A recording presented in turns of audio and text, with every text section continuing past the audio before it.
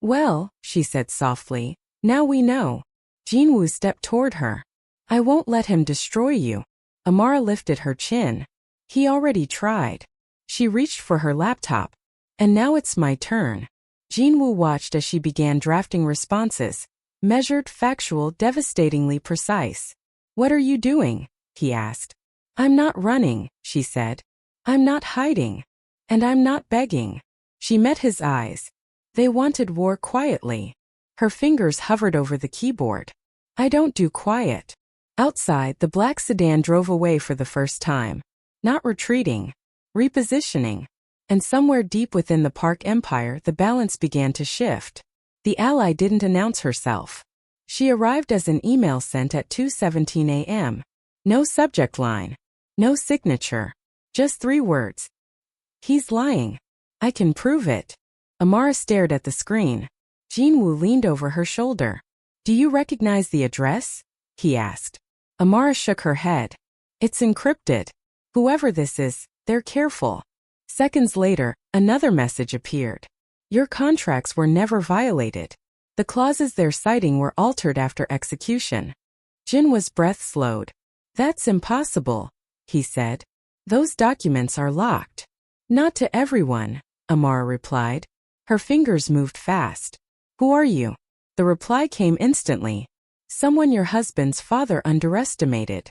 An attachment followed. Amara opened it. Her blood went cold. Time-stamped internal documents. Original contracts. Then altered versions, dates changed, clauses inserted.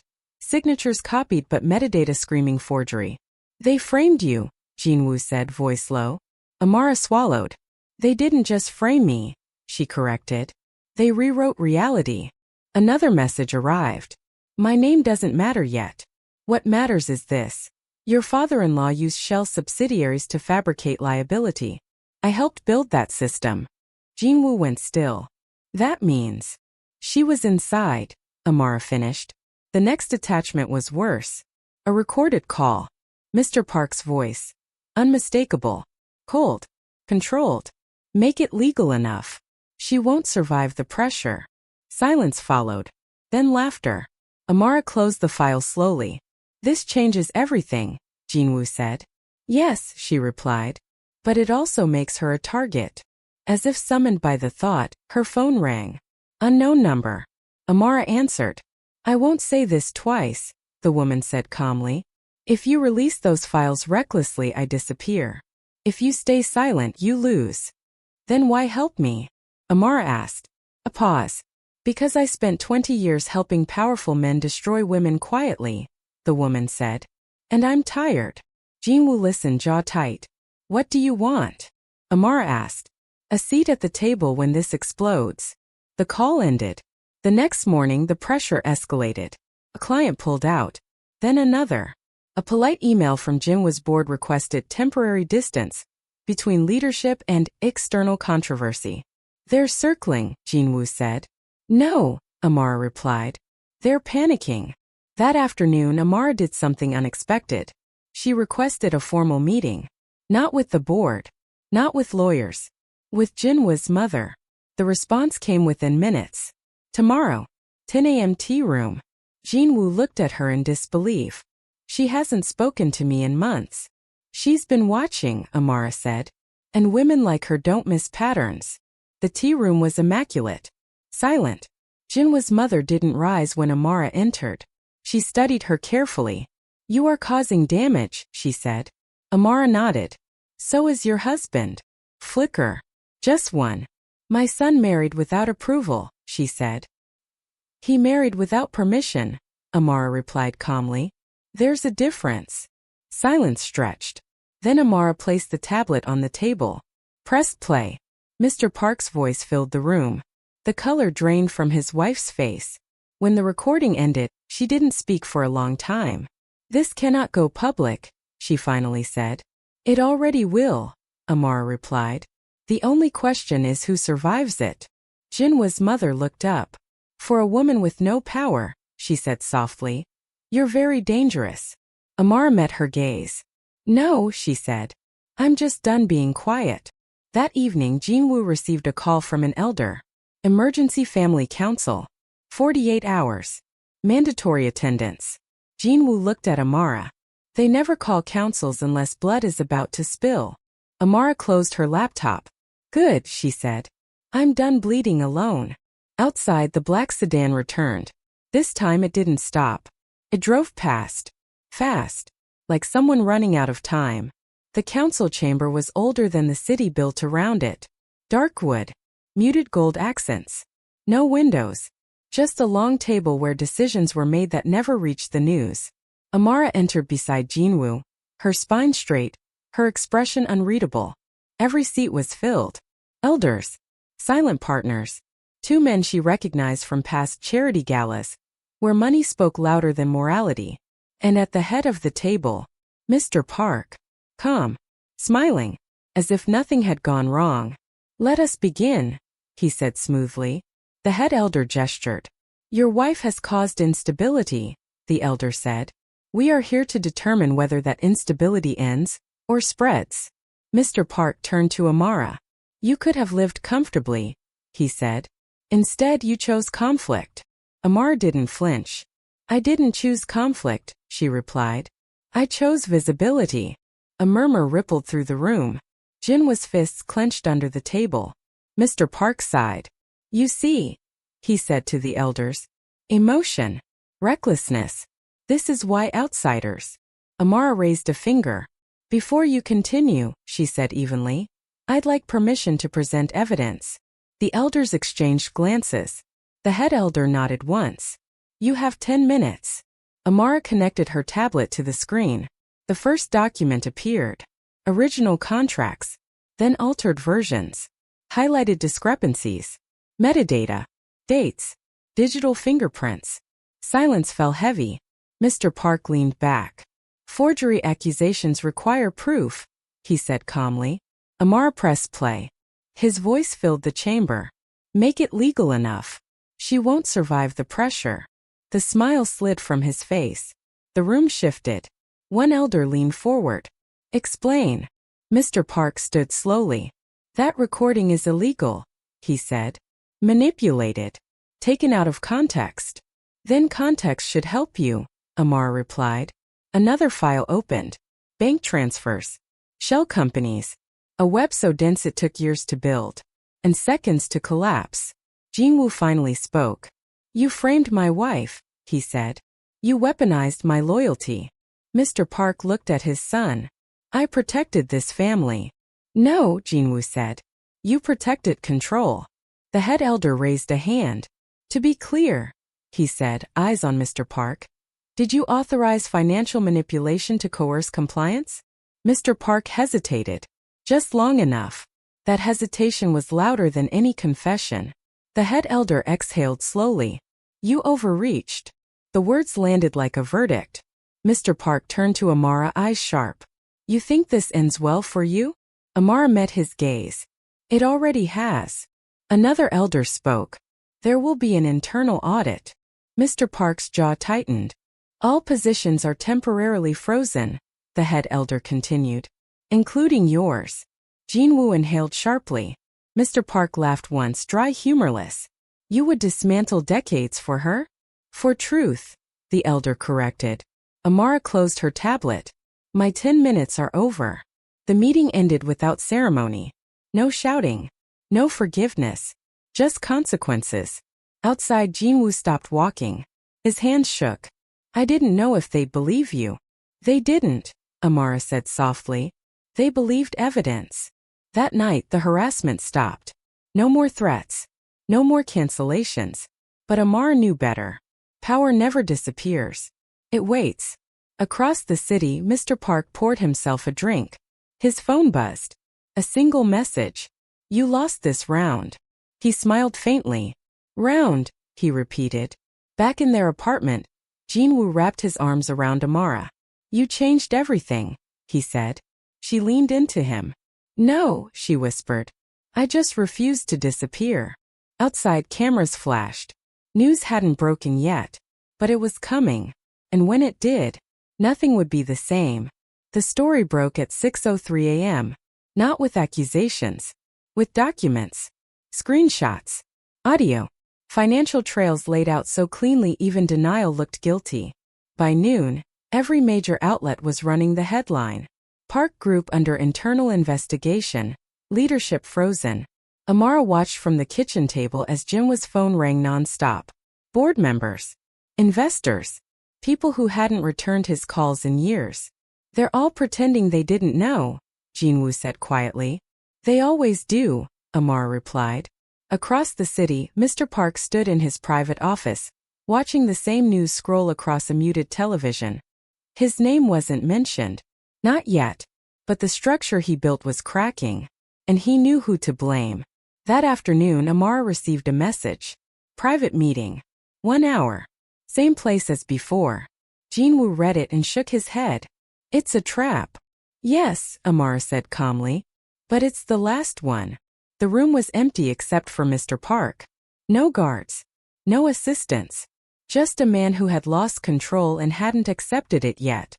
You embarrassed me, he said without preamble. Amara sat across from him. You embarrassed yourself. His eyes hardened. I can still ruin you. She smiled faintly. You already tried. He leaned forward. You think the elders chose you? They chose stability.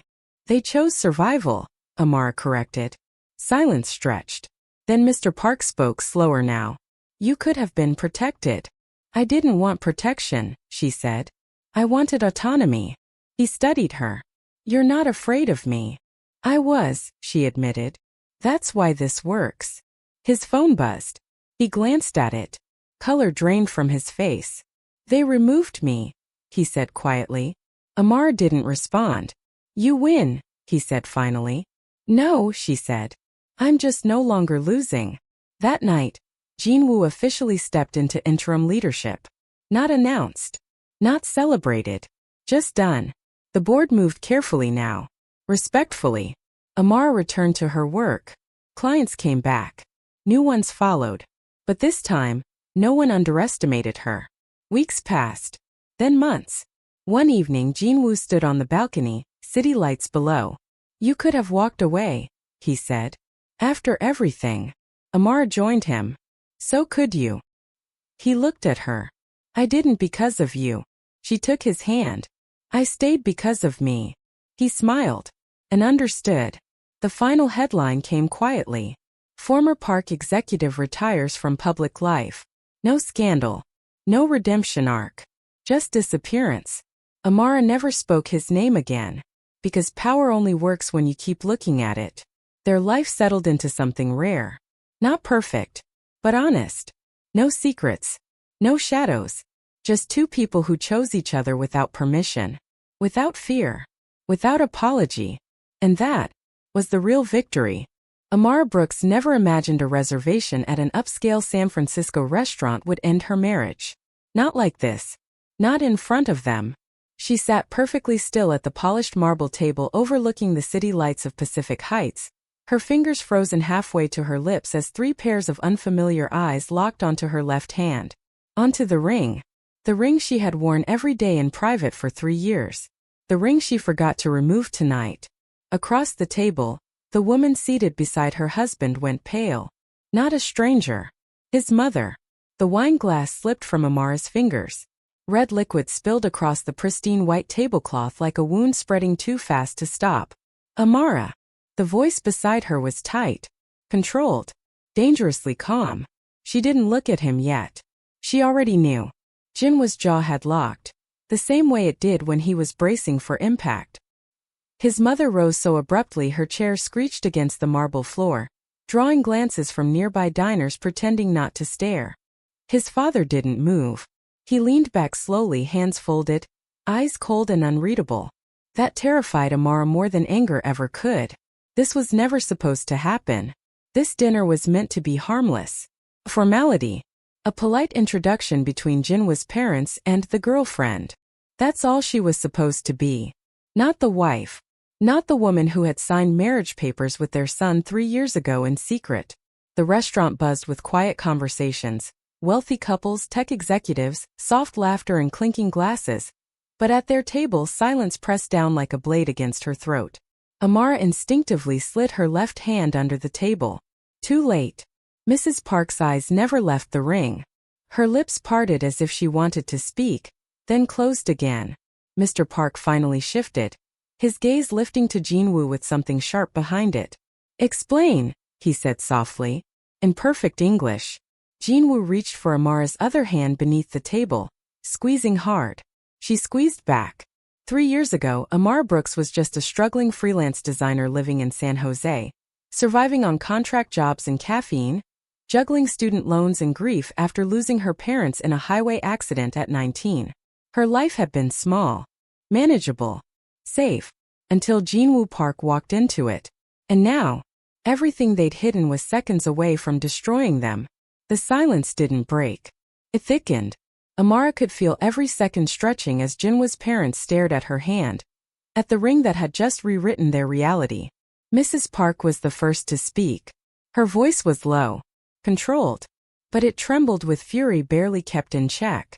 "Take it off," she said. Amara blinked. "Excuse me." "The ring," Mrs. Park repeated, sharper now. "Remove it. Immediately." Jinwoo's hand tightened around Amara's under the table.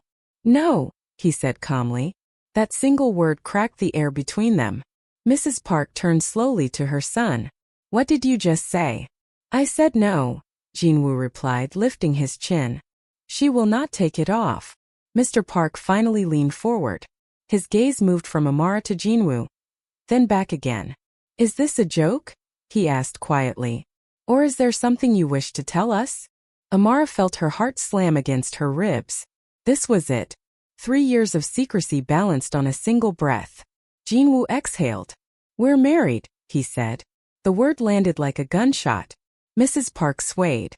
For a moment Amara thought she might faint, but instead, she gripped the edge of the table, her nails digging into the polished surface.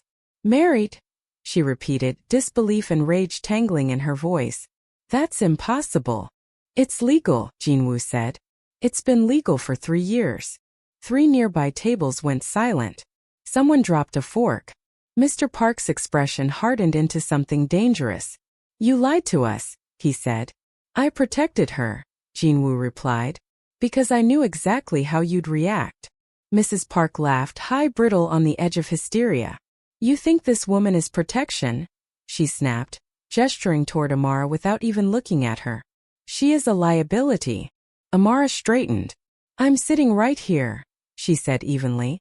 Mrs. Park finally looked at her. Really looked. From her natural curls to her simple black dress, from her posture to the calm in her eyes. "And you," Mrs. Park said coldly, "knew exactly who my son was." "No," Amara replied. "I knew the man I loved. He told me the truth when it mattered." Mr. Park raised a hand. "Enough. We are leaving," he said. "Now." Mrs. Park hesitated. "Here." "No," he replied. "Home." He looked directly at Amara. "You will come with us." It wasn't a request. Amara's pulse spiked. "I don't think that's appropriate." Jinwoo stood immediately. "She's not going anywhere without me." Mr. Park rose as well. Slow. Deliberate. "You are not in a position to negotiate," he said. "Not tonight." For a moment Amara thought Jinwoo might refuse. Might make a scene. Might burn everything down right there. Instead, he nodded once. "Fine," he said. "But we go together." The drive south felt endless. Black sedans. Tinted windows. No music. Amara watched Silicon Valley lights blur past, her reflection faint in the glass. When the gates opened, her breath caught. The Park estate wasn't just large. It was intimidating. Cold stone. Steel gates. Cameras tracking every movement. This wasn't a home. It was a stronghold. As the car rolled to a stop, Mrs. Park spoke again. "You have humiliated us," she said without looking back. "And humiliation demands answers." Amara slipped her hand into Jinwoo's. Whatever waited inside. There was no turning back now. The doors closed behind them with a sound that felt permanent. Not loud. Not dramatic. Just final. Amara felt it in her chest as they stepped into the Park estate's main hall. Cold marble beneath her heels, towering ceilings above, and silence thick enough to suffocate. This was not a house built for comfort. It was built to intimidate. Mrs. Park didn't sit. She paced. Slowly, like a predator deciding where to strike first. Mr. Park moved to the head of the room and took his seat, folding his hands neatly on the table as if this were a board meeting instead of a reckoning. Jinwoo stood beside Amara. He didn't sit either. Mrs. Park stopped pacing. 3 years, she said softly. 3 years you looked us in the eyes and lied. Jinwoo didn't flinch. I told you what you needed to know. What we needed, she snapped, was obedience. Amara felt Jinwoo's jaw tighten. Mrs. Park turned to her. Tell me something, she said. How did this happen? Amara met her gaze calmly. We fell in love. Mrs. Park laughed again, short and humorless. No, she said. You were convenient. Temporary. A distraction. Jinwoo stepped forward. Stop. Mrs. Park's eyes flashed. Do not raise your voice to me. Amara squeezed his hand once, steadying him. I wasn't temporary, Amara said quietly. And I wasn't a mistake. Mr. Park finally spoke. You understand, he said evenly, that this marriage threatens alliances that took decades to build. I understand, Amara replied. But I didn't marry a business. I married a man. Mrs. Park leaned forward. And what exactly do you bring to this family? She asked coldly. No fortune. No bloodline. No leverage. Amara inhaled slowly. I bring loyalty, she said. I bring discretion. Mr. Park studied her with new interest. You are articulate, he said. But that does not make you acceptable. Jinwoo's voice cut in. I didn't ask for acceptance. Mrs. Park slammed her hand on the table. You will annul this marriage. The words echoed. 30 days, Mr. Park added calmly. Quietly. Respectfully. Amara felt the room tilt. No, Jinwoo said immediately. Mrs. Park stared at him. You will choose your family. I already did. Mrs. Park's breath hitched. Mr. Park stood. If you do not comply, he said evenly, you lose everything. Jinwoo stepped in front of Amara. Then I walk away. Mrs. Park's composure shattered. You would destroy your future for her? Jinwoo didn't hesitate. Yes. That was the moment Amara realized. This wasn't just disapproval. This was war. Mr. Park turned his gaze to Amara one final time. You may stay married, he said softly. But understand this. Life will become difficult. Amara lifted her chin. I've survived worse than disapproval, she said. Mr. Park smiled. It wasn't kind. We'll see. The retaliation didn't come with shouting. It came with silence. 3 days after the dinner, Amara's world began to shift in small, deliberate ways, so subtle that anyone else might have dismissed them as coincidence. Her freelance design contract was terminated without explanation. The client's email was polite, apologetic, final, then another, then another. By the end of the week, half her active projects were gone. Jinwoo noticed immediately. They're pressuring you, he said that night, standing by the floor-to-ceiling windows of his penthouse, phone pressed tight to his ear. Amara sat on the couch, laptop open, refreshing her inbox again and again. They're not threatening, she said quietly. They're erasing. Jinwoo ended the call hard. My father is contacting people indirectly, he said. Board members. Investors. People who owe him favors. Amara closed the laptop slowly. This is about breaking me, she said. Not you. Jinwoo crossed the room in 2 strides. No, he said firmly. This is about forcing me to choose. That night, Amara noticed the first car. Black sedan. Parked across the street. Engine running. Windows tinted. It was gone by morning. But the next night, it was back. Jinwoo checked the building's security feeds himself. The car never entered the garage. Never followed her inside. It stayed just far enough away to send a message. You are seen. You're not leaving the building alone anymore, Jinwoo said. I won't live like a prisoner, Amara replied. Jinwoo softened, crouching in front of her. Just for now, he said. Until I shut this down. But shutting it down was harder than he expected. Meetings were canceled. Shipping permits were delayed. Customs inspections suddenly became thorough. Every obstacle was legal. Every problem defensible. No fingerprints. Mr. Park wasn't attacking Jinwoo directly. He was tightening the world around him. One morning, Amara returned from the concierge desk holding a thin envelope. No return address. Inside was a single sheet of paper. A printed photo. Amara stepping out of a cafe 2 blocks away. Time-stamped. Taken that morning. Her fingers went cold. Jinwoo didn't raise his voice when he saw it. That scared her more than anger ever could. He made one call. "Junseo," he said calmly. "I want eyes on everything." Quietly. Amara watched him. "You're mobilizing," she said. "I'm protecting my wife," he replied. That evening, Jinwoo's mother called. For the first time since the confrontation, Jinwoo put the call on speaker. Her voice was composed. Controlled. "This doesn't need to become ugly," she said. Amara felt the threat beneath the politeness. "Then stop," Jinwoo replied. Mrs. Park sighed. "You don't understand," she said. "Once my husband decides something, it happens." Amara leaned forward. "Then tell him this," she said evenly. "I won't disappear." Silence. Mrs. Park ended the call without goodbye. That night, Amara couldn't sleep. She stood at the window watching city lights flicker like distant stars. Jinwoo came up behind her, wrapping his arms around her waist.